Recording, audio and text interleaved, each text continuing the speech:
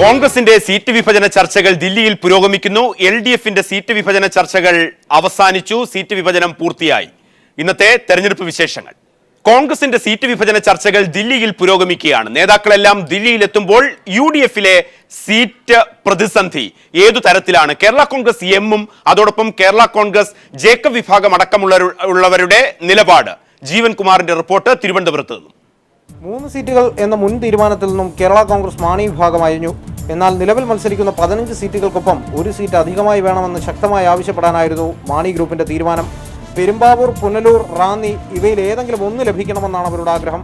എന്നാൽ കോൺഗ്രസ് നേതൃത്വം കൈമലത്തിയതോടെ ചർച്ച വഴിമുട്ടി. ഇതിനുശേഷം മന്ത്രി PJ ജോസഫിന്റെ വീട്ടിൽ കേരള കോൺഗ്രസിന്റെ സ്റ്റിയറിംഗ് കമ്മിറ്റി യോഗം ചേർന്നു. യോഗത്തിനു ശേഷം പുറത്തെത്തിയ KM മാണി കോൺഗ്രസിന്റെ നിലപാടിൽ ക്ഷുഭിതനായിരുന്നു. ഞങ്ങൾ തയ്യാറാക്കുന്ന സ്ഥാനാർത്ഥി പട്ടികയിൽ കോൺഗ്രസിന്റെ സീറ്റുകളും അങ്ങ് ഞങ്ങൾ വെക്കും. ഞങ്ങളുടേന്ന് വെച്ചാൽ ഞങ്ങളും വെക്കും. അങ്ങനെ അത്രയുള്ള കാര്യം. ആ സാഹചര്യത്തിൽ ഞങ്ങൾ മത്സരിച്ച സീറ്റിലേക്ക് അതിക്രമിച്ച് കയറി അങ്ങനെ ചോദിക്കുമെന്ന് എനിക്ക് വിശ്വാസമില്ല. കോൺഗ്രസ് അങ്ങനെ പറയുകയുമില്ല. കേരള കോൺഗ്രസിനെ ചങ്കും കരളും എടുത്തു തരണം എന്ന് പറഞ്ഞവരും കൊടുക്കും.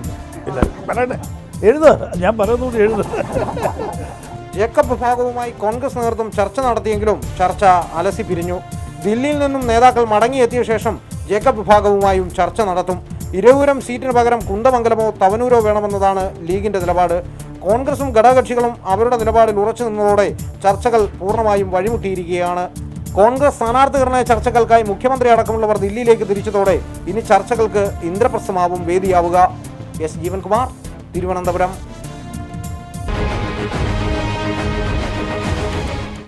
കോൺഗ്രസിലെയും UDFിലെയും അവസ്ഥ ഇത്തരത്തിലാകുമ്പോൾ LDFന്റെ തീരുമാനം ഇന്ന് പുറത്തു വന്നു. വൈക്കം വിശ്വന്റെ വാർത്താ സമ്മേളനത്തിലൂടെ.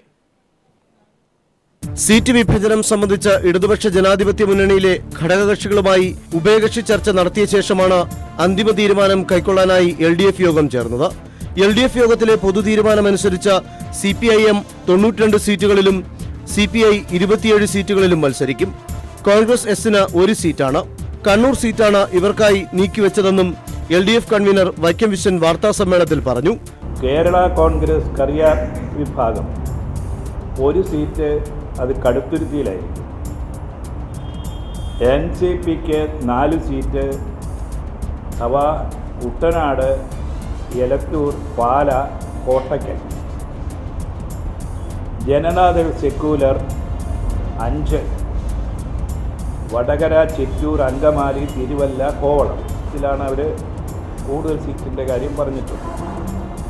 CPI 27 സീറ്റാണ്. കഴിഞ്ഞ തെരഞ്ഞെടുപ്പിൽ, പൊതു തെരഞ്ഞെടുപ്പിൽ അവർ മത്സരിച്ച സീറ്റുകളിലൊക്കെ തന്നെയാണ് ഇത്തവണയും CPI മത്സരിക്കുന്നത്.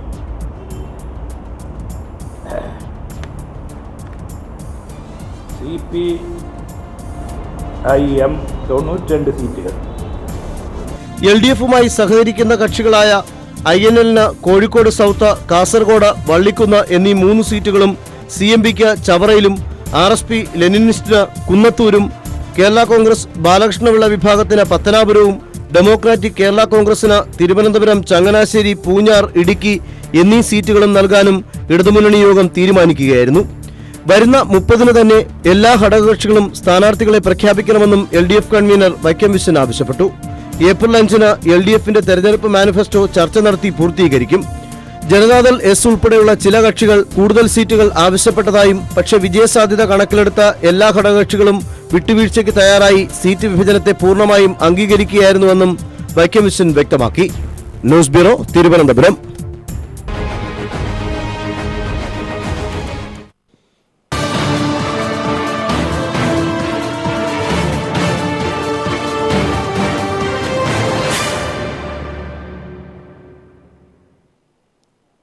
മാനന്തവാടി നിയമസഭാ മണ്ഡലം വയനാട്ടിലെ 2011 ആദ്യ തെരഞ്ഞെടുപ്പിൽ PK ജയലക്ഷ്മി LDFിലെ KC കുഞ്ഞിരാമനെ പരാജയപ്പെടുത്തി. എന്നാൽ ഇപ്പോൾ RSS ബന്ധം ഉന്നയിക്കുന്നത് PK ജയലക്ഷ്മിക്കെതിരെ കോൺഗ്രസ് തന്നെയാണ്. ജയലക്ഷ്മിയുടെ മന്ത്രിമണ്ഡലം, അവിടുത്തെ രാഷ്ട്രീയം ഏതു തരത്തിൽ? വയനാട്ടിൽ നിന്നും KR അനൂപ്. സീറ്റ് വിഭജനം സംബന്ധിച്ച ഇടതുപക്ഷ ജനാധിപത്യ മുന്നണിയിലെ ഘടകകക്ഷികളുമായി ഉഭയകക്ഷി ചർച്ച നടത്തിയ ശേഷമാണ് അന്തിമ തീരുമാനം കൈക്കൊള്ളാനായി LDF യോഗം ചേർന്നത്. LDF യോഗത്തിലെ പൊതു തീരുമാനമനുസരിച്ച് CPIM 92 സീറ്റുകളിലും CPI 27 സീറ്റുകളിലും മത്സരിക്കും. കോൺഗ്രസ് എസിന് 1 സീറ്റാണ്. കണ്ണൂർ സീറ്റാണ് ഇവർക്കായി നീക്കിവെച്ചതെന്നും LDF കൺവീനർ വൈക്കം വിശ്വൻ വാർത്താസമ്മേളനത്തിൽ പറഞ്ഞു. കേരള കോൺഗ്രസ് കരിയർ വിഭാഗം 1 സീറ്റ് അത് കടുത്തുരുത്തിയിലായിരിക്കും. NCPക്ക് 4 സീറ്റ്, അവ കുട്ടനാട്, എലത്തൂർ, പാല, കോട്ടയ്ക്കൽ. ജനതാദൾ സെക്യുലർ 5, വടകര, ചിറ്റൂർ, അങ്കമാലി, തിരുവല്ല, കോവളം. ഇതിലാണ് അവർ കൂടുതൽ സീറ്റിൻ്റെ കാര്യം പറഞ്ഞിട്ടുള്ളത്. CPI 27 സീറ്റാണ്. കഴിഞ്ഞ തെരഞ്ഞെടുപ്പിൽ, പൊതു തെരഞ്ഞെടുപ്പിൽ അവർ മത്സരിച്ച സീറ്റുകളിലൊക്കെ തന്നെയാണ് ഇത്തവണയും CPI മത്സരിക്കുന്നത്.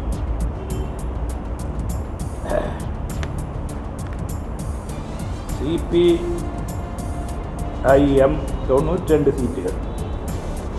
LDFുമായി സഹകരിക്കുന്ന കക്ഷികളായ INLന് കോഴിക്കോട് സൗത്ത്, കാസർഗോഡ്, വള്ളിക്കുന്ന് എന്നീ 3 സീറ്റുകളും CMPക്ക് ചവറയിലും RSP ലെനിനിസ്റ്റിന് കുന്നത്തൂരും കേരള കോൺഗ്രസ് ബാലകൃഷ്ണപിള്ള വിഭാഗത്തിന് പത്തനാപുരവും ഡെമോക്രാറ്റിക് കേരള കോൺഗ്രസിന് തിരുവനന്തപുരം, ചങ്ങനാശ്ശേരി, പൂഞ്ഞാർ, ഇടുക്കി എന്നീ സീറ്റുകളും നൽകാനും ഇടതുമുന്നണി യോഗം തീരുമാനിക്കുകയായിരുന്നു.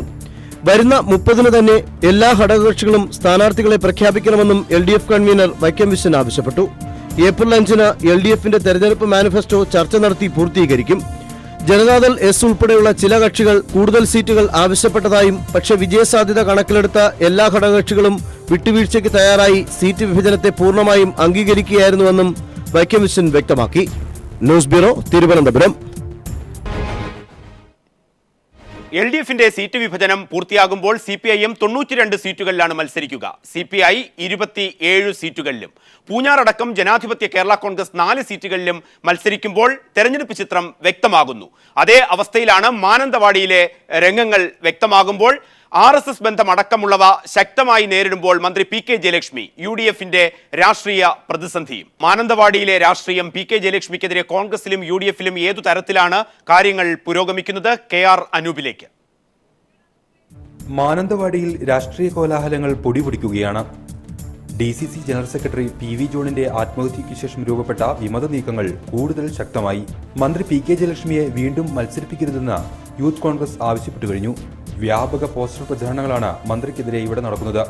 ഇതിന്റെ പേരിൽ യൂത്ത് കോൺഗ്രസ് നിയോജക മണ്ഡലം പ്രസിഡന്റിനെയും മാനന്തവാടി മണ്ഡലം പ്രസിഡന്റിനെയും DCC ജനറൽ സെക്രട്ടറി ശ്രീകാന്ത് പട്ടേലിനെയും കോൺഗ്രസ് പുറത്താക്കിയിരിക്കുകയാണ്. തദ്ദേശ തെരഞ്ഞെടുപ്പിൽ കോൺഗ്രസ് നേതാക്കൾ കാലുവാരി തോൽപ്പിച്ചതിൽ മനംനൊന്താണ് PV ജോൺ ആത്മഹത്യ ചെയ്തത്. ഈ സംഭവത്തിൽ KPCC നടപടിയെടുക്കുന്നതിന് 1.5 മാസങ്ങൾ വൈകി. എന്നാൽ പോസ്റ്റർ സംഭവത്തിൽ നടപടി ഉടനുണ്ടായി.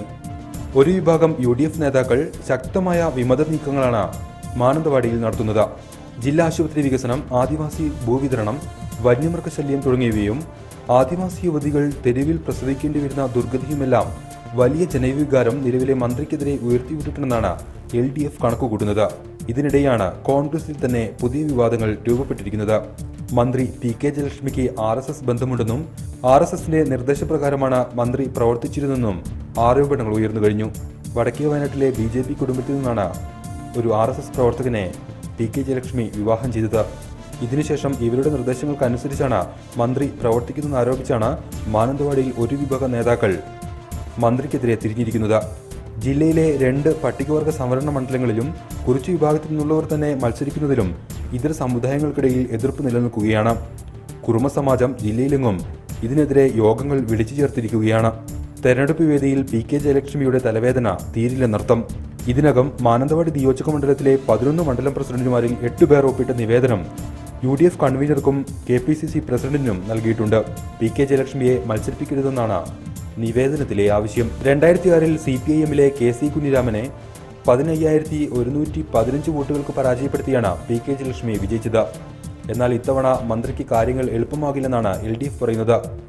ആദിവാസി വിഭാഗത്തിൽ നിന്നുള്ള മന്ത്രി തന്നെയുണ്ടായിട്ടും ഇവരുടെ പ്രശ്നങ്ങൾ പോലും പരിഹരിക്കാൻ മന്ത്രിക്കായിട്ടില്ല. അടിസ്ഥാന സൗകര്യ വികസനങ്ങളിലും വന്യമൃഗശല്യം പരിഹരിക്കുന്നതിനുമൊന്നും മന്ത്രിക്ക് ഒന്നും ചെയ്യാനായില്ലെന്ന് LDF ചൂണ്ടിക്കാണിക്കുന്നു. 6 മാസത്തിനിടെ 3 ആദിവാസി സ്ത്രീകളാണ് ആംബുലൻസിൽ പ്രസവിച്ചത്. 3 കുഞ്ഞുകൾ മരിച്ച സംഭവം പോലും ഉണ്ടായി. ആദിവാസി ഭൂവിതരണങ്ങൾ നടന്നില്ല. വന്യമൃഗശല്യം അതിരൂക്ഷമായി തുടരുന്നു. ഇതെല്ലാം LDF മണ്ഡലത്തിൽ വലിയ പ്രചാരണ വിഷയങ്ങളായി മാറ്റിയിട്ടുണ്ട്. ശക്തനായ സ്ഥാനാർത്ഥിയെ നിർത്തി മണ്ഡലത്തിൽ ചെങ്കൊടി പാറിപ്പിക്കാനാണ് LDF ശ്രമം. കഴിഞ്ഞ തദ്ദേശ തെരഞ്ഞെടുപ്പിൽ മാനന്തവാടി നഗരസഭയിലും 4 പഞ്ചായത്തുകളിലും LDF ആണ് വിജയിച്ചത്. പനമരം, വെള്ളമുണ്ട പഞ്ചായത്തുകൾ മാത്രമാണ് UDF നിലനിർത്തിയത്. ഇതിന്റെ പ്രതിഫലനം വരുന്ന തെരഞ്ഞെടുപ്പിലും ഉണ്ടാകുമെന്നാണ് LDF കണക്കുകൂട്ടുന്നത്. ഏതായാലും രാഷ്ട്രീയ കലുഷിതമായ അന്തരീക്ഷത്തിലാണ് UDF തെരഞ്ഞെടുപ്പിനെ നേരിടാനിറങ്ങുന്നത്. പലപ്പോഴും രാഷ്ട്രീയ അടിയൊഴുക്കുകൾ വിധി നിർണ്ണയിച്ചിട്ടുള്ള മാനന്തവാടിയിൽ പോരാട്ടം ചൂടുപിടിപ്പിക്കാൻ ഇവ തന്നെ ധാരാളമാണ്. വയനാട്ടിൽ നിന്നും അനൂപ് KR. മാനന്തവാടി നിയമസഭാ മണ്ഡലത്തിൽ നിന്നും കോഴിക്കോട് സൗത്തിലേക്ക് എത്തിയാൽ നിലവിൽ മന്ത്രിയായ MK മുനീർ UDFന് വേണ്ടി മത്സരരംഗത്തെത്തുന്നുവെന്നത് മണ്ഡലത്തിന്റെ പ്രാധാന്യം വർദ്ധിപ്പിക്കുന്നു.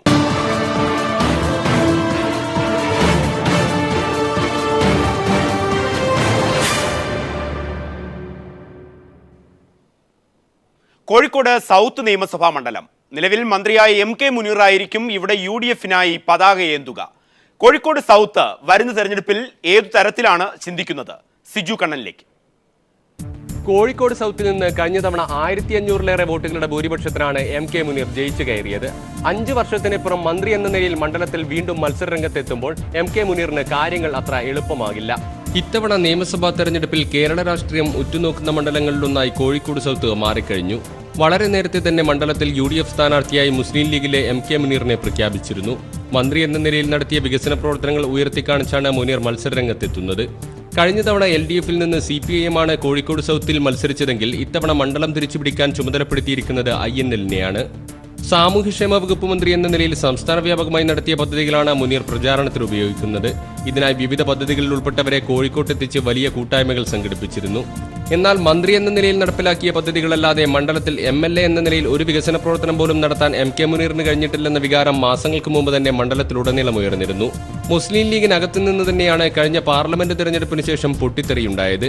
കാലാകാലങ്ങളായി മുസ്ലിം ലീഗിന്റെ ശക്തി കേന്ദ്രമെന്നറിയപ്പെട്ടിരുന്ന കുറ്റിച്ചെറിയിൽ നിന്ന് മണ്ഡലത്തിലെ വികസന മുരടിപ്പിനെതിരെ പ്രതിഷേധമുയർത്തിക്കൊണ്ട് വലിയൊരു വിഭാഗം പാർട്ടി വിട്ടു. മുസ്ലിം ലീഗ് മന്ത്രിയുടെ മണ്ഡലത്തിൽ നിന്നു തന്നെ വിമതസ്വരമുയർന്നത് പാർട്ടി സംസ്ഥാന നേതൃത്വത്തെ ഞെട്ടിച്ചിരുന്നു. പ്രദേശത്തെ ഗ്രീൻ സ്റ്റാർ ക്ലബിന് കീഴിൽ പ്രവർത്തിക്കുന്ന വിമതർ കഴിഞ്ഞ തദ്ദേശ സ്വയംഭരണ തെരഞ്ഞെടുപ്പിൽ LDFനാണ് പിന്തുണ നൽകിയത്. മുഗദാർ, വലിയങ്ങാടി, കുറ്റിച്ചിറ തുടങ്ങിയ പ്രദേശങ്ങളിൽ ഉൾപ്പെടുന്ന 4 കോർപ്പറേഷൻ വാർഡുകളിൽ വലിയ തിരിച്ചടിയാണ് മുസ്ലിം ലീഗിന് നേരിടേണ്ടി വന്നത്. മുസ്ലിം ലീഗിന്റെ കോട്ടയിൽ നിന്ന് 1000-ലേറെ വോട്ടുകൾ ചോർന്നു. മണ്ഡലത്തിൽ നടപ്പിലാക്കിയ തെരുവുവിളക്ക്, റോഡ് നവീകരണ പദ്ധതികളിലെല്ലാം വലിയ അഴിമതി ആരോപണങ്ങൾ ഉയർന്നതിനാൽ UDFിലെ പ്രധാന കക്ഷിയായ കോൺഗ്രസിന്റെ പ്രാദേശിക നേതൃത്വത്തിൽ നിന്നും മുനീറിനെതിരായ പ്രതിഷേധമുയർന്നിട്ടുണ്ട്. അതിനിടെ വോട്ടർ പട്ടികയിൽ ക്രമക്കേട് നടത്താൻ മന്ത്രിയുടെ ഓഫീസ് നേരിട്ടിടപെട്ടത് വിവാദമായി. മുസ്ലിം ലീഗ് വിമതരുള്ള കുറ്റിച്ചിറ പ്രദേശങ്ങളിലേതുൾപ്പെടെ മണ്ഡലത്തിലെ 1000-കണക്കിന് വോട്ടുകൾ തള്ളാൻ മന്ത്രിയുടെ സ്റ്റാഫിൽ ഉൾപ്പെട്ട നാസർ എസ്റ്റേറ്റ് മുക്കിൽ കൂട്ടത്തോടെ അപേക്ഷകൾ നൽകിയത് LDF പ്രവർത്തകർ കയ്യോടെ പിടികൂടിയിരുന്നു. മന്ത്രിയുടെ ഓഫീസ് ഇടപെട്ട് തിരഞ്ഞെടുപ്പ് നടപടിക്രമങ്ങൾ അട്ടിമറിക്കാൻ ശ്രമിച്ചതിനെതിരെ വോട്ടർമാർക്കിടയിൽ ശക്തമായ പ്രതിഷേധമുയർന്നിട്ടുണ്ട്. UDF സർക്കാരിന്റെ ജനവിരുദ്ധ നയങ്ങളും മന്ത്രി MK മുനീറിന്റെ മണ്ഡലത്തിലെ വികസന മുരടിപ്പുമെല്ലാമായിരിക്കും പ്രധാനമായും LDF ഉയർത്തുന്ന പ്രചാരണ വിഷയങ്ങൾ. ഇരു മുന്നണികളെയും മാറി മാറി പിന്തുണച്ച ചരിത്രമുള്ള കോഴിക്കോട് സൗത്തിൽ ഇത്തവണ ശക്തമായ പോരാട്ടം നടക്കുമെന്ന് ഉറപ്പായി കഴിഞ്ഞു. മണ്ഡലത്തിലെ തനിക്കെതിരായ ജനവികാരവും വിമർനീക്കവും അതിജീവിക്കാൻ മന്ത്രി MK മുനീറിന് കഴിയുമോ? അതോ 2006-ലെ വിജയചരിത്രം LDF ആവർത്തിക്കുമോ? ഈ ചോദ്യമാണ് കോഴിക്കോട് സൗത്തിൽ നിന്നും ഉയരുന്നത്.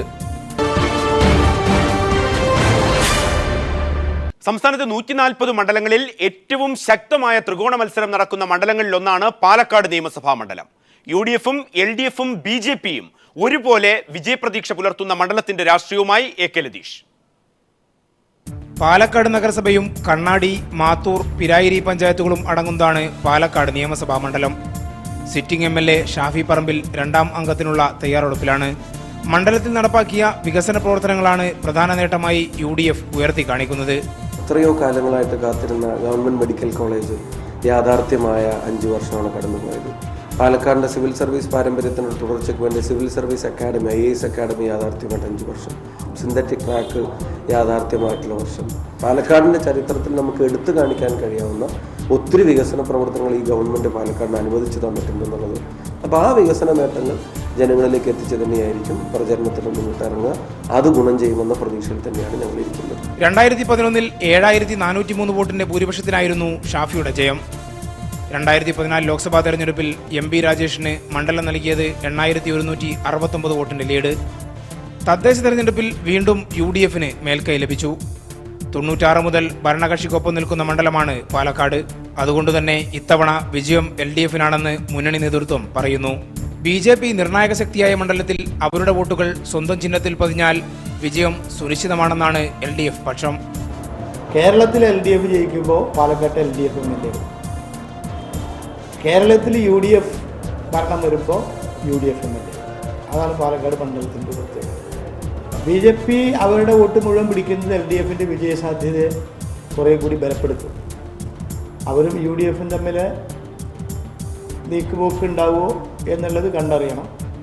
അവരും UDF-ഉം BJP-യും തമ്മിൽ നീക്കുപോക്ക് ഉണ്ടായിട്ടില്ലെങ്കിൽ LDF-ൻ്റെ വിജയം സുനിശ്ചിതമാണ്.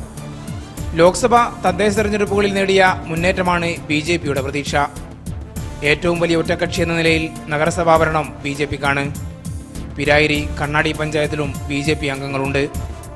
നഗരസഭയിൽ നടപ്പാക്കുന്ന കേന്ദ്രാവിഷ്കൃത പദ്ധതികൾ വിജയം ഉറപ്പിക്കുമെന്നാണ് BJP-യുടെ പ്രതീക്ഷ.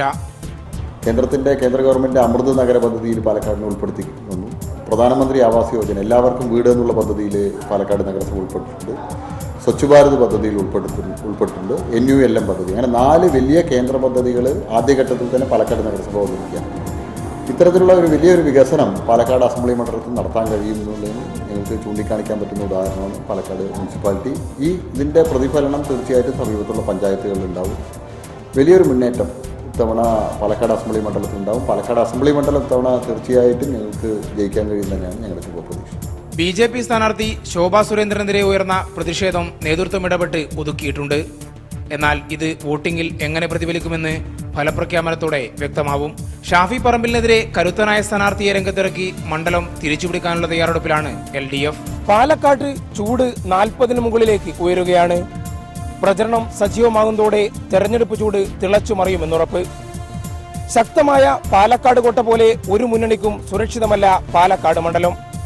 അരയും തലയും മുറുക്കി മുന്നണികൾ ഇറങ്ങുമ്പോൾ മുമ്പൊന്നുമില്ലാത്ത വാശിയേറിയ തെരഞ്ഞെടുപ്പ് പോരാട്ടത്തിനാവും ഇത്തവണ പാലക്കാട് മണ്ഡലം സാക്ഷ്യം വഹിക്കുക. LDF-ന്റെ സീറ്റ് വിഭജന ചർച്ച പൂർത്തിയായതോടുകൂടി 140 മണ്ഡലങ്ങളിലെയും പ്രചാരണം മറ്റൊരു ചൂടിലേക്ക് കടക്കുന്നു. കോൺഗ്രസിന്റെ തെരഞ്ഞെടുപ്പ് ചർച്ചകൾ, സീറ്റ് ചർച്ചകൾ ദില്ലിയിൽ പുരോഗമിക്കുമ്പോൾ ഇന്ന് തെരഞ്ഞെടുപ്പ് രംഗം ഏറ്റവും സജീവമായി അതിന്റെ മറ്റൊരു തലത്തിലേക്കും കടക്കും. നാളത്തെ തെരഞ്ഞെടുപ്പ് വിശേഷങ്ങളുമായി വീണ്ടും ഇതേ സമയം.